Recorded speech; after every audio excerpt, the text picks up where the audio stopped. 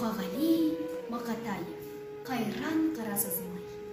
Тамаш еді жазғы орман, қыста құстар сайрап мәз болған. Көлшіктерде суларда үйрек шып қаз болған. Шыбын шіркей қағама, шоршып судан ақ шабақ. Тастырна отыр жағада, сыңар аяқ ақ қабақ.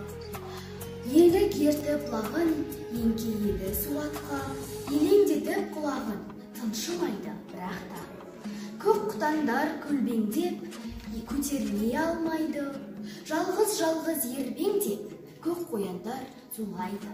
Мұздай суын атқылап, ақ бастаулар қайнаған. Тана тормақ шапқылап, оқыралап ойнаған. Тамаш еді жазғы орман, тамашалап мәз болған. Қайран қарасазмай, үйрек шып қаз болған.